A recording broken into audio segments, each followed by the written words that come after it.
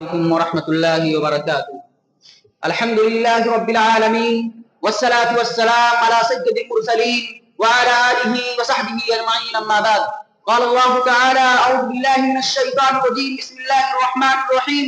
ربنا آتنا من لدنك رحمة وهيئ لنا من أمرنا رشدا.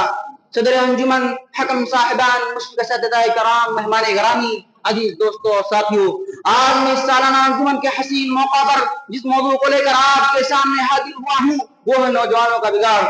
محترم سامعین، لوگوں کا کہنا ہے کہ آج کل کے نوجوان بگڑ گئے ہیں، نماز نہیں پڑھتے، روزہ نہیں رکھتے، ماں باپ کی بات نہیں مانتے، بڑوں کا کہنا نہیں مانتے۔ لوگوں کو شکایت ہے کہ آج کل کے نوجوان بگڑے ہوئے، سیدھی راہ سے بھٹکے ہوئے لوگوں کو اپنا رول ماڈل سمجھتے ہیں۔ کسی کے کان میں بالی ہے کیونکہ فلاں ہیرو نے پہنا ہے، کسی کے بال بالکل عجیب انداز سے کٹے ہوئے ہیں کیونکہ فلاں ہیرو نے ایسا ہی بال کٹوایا ہے، کپڑے بھی اسی کی طرح پہنتے ہیں، چلنے کا انداز بھی اسی ہیرو کی طرح ہے۔ میرے بھائیوں، آج اسلام سے بگڑے ہوئے نوجوانوں کو دور دور کا بھی واسطہ نہیں ہے۔ یہ تو اسلام کا لکھ نہیں جانتے، قرآن کا پاک نہیں جانتے، نبی صلی اللہ علیہ وسلم کو محمد صاحب کہتے ہیں۔ بڑے افسوس کے ساتھ کہنا پڑتا ہے، کام ہے زیرو مگر نام ہیرو۔ آج کل کچھ نوجوانوں کا کہنا ہے کہ مولوی صاحب ماحول ایسا بخش رہنا کافی مشکل بلکہ ناممکن ہے۔ آج کل کے نوجوانوں کو افسوس کرتے ہوئے علامہ اقبال نے کہا تھا، مدت سے یوں ہی کچے مکانوں پہ کھڑی ہے، تہذیب تباہی کے دہانوں پہ کھڑی ہے، بدلا نہ کبھی جس نے زمانے کا مقدر رہا مزدوری کی دکانوں پہ کھڑی ہے۔ کہاں گئے وہ نوجوان جن کی رہنما نبی صلی اللہ علیہ وسلم ہے؟ کہاں گئے وہ نوجوان جن کی زندگی صحابہ کرام کی طرح ہے؟ کہاں گئے وہ نوجوان جن کی زندگی گار والے کی طرح جنہوں نے ایمان کا سودا نہیں کیا؟ کہاں ہے وہ نوجوان جنہیں اپنی جوانی کو اللہ سے لگانا چاہیے؟ کہاں ہے وہ نوجوان جن کے کارنامے تاریخ کے صفحات میں موجود ہیں؟ نبی صلی اللہ علیہ وسلم پر ایمان لانے والا پٹولا نوجوانوں کا تھا۔ ابوبکر رضی اللہ عنہ نوجوان تھے، عثمان رضی اللہ عنہ نوجوان تھے، خالد بن ولید رضی اللہ عنہ نوجوان تھے، اکثر صحابہ نوجوان تھے، یعنی 40 سال یا اس سے کم عمر والے تھے۔ ہمارے نوجوانوں کو شراب کباب شباب کے ذریعے برباد کیا جا رہا ہے۔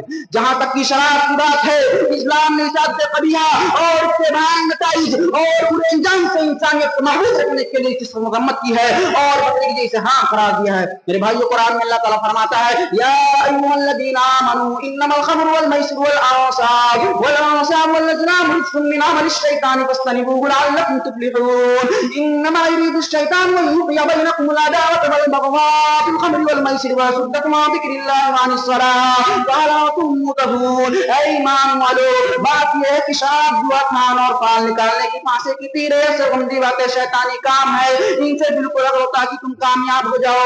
شیطان تم چاہتا ہے کہ شراب اور جوئے کے وجہ سے تمہارے آپس میں دشمنی اور کناہ اٹا کرا دے اور اللہ تعالیٰ کی یاد اور نماز سے بات کر کے تو بیدار آ جاؤ۔ اور کسی شاعر نے شراب پی سے منع کرتے کہا ہے، گلاسوں میں ڈوبے ان ابرے زندگانی میں، ہزاروں بہتے ان بوتلوں کے بند پانی میں، نہ کر برباد اپنی زندگی بوتل کے دیوانے، وہ کرے گا بڑھاپے میں جو ہوتا ہے جوانی میں۔ جوانی دیوانی ہوتی ہے، ہم اور آپ دیکھیں کیا ہو رہا ہے، نوجوانوں کی لڑکیوں کے ذریعے برباد کیا جا رہا ہے۔ دشمنان اسلام اپنی لڑکیاں دے دے کر مسلم نوجوانوں کو اسلام سے دور کرے۔ میرے بھائیو، سنن ابن ماجہ کی حدیث ہے، انس بن مالک قال قال رسول اللہ صلی اللہ علیہ وسلم طلب العلم فريضة على كل مسلم۔ انس بن مالک رضی اللہ عنہ سے روایت، رسول اللہ صلی اللہ علیہ وسلم فرمایا، علم حاصل کرنا ہر مسلمان کا فرض ہے۔ اللہ کی دعا ہے، اللہ رب العالمین تم سیدھے راستے پر چلنے کی توفیق عطا فرما، آمین۔ وآخر دعوانا الحمد للہ رب العالمین، والسلام علیکم ورحمۃ اللہ وبرکاتہ۔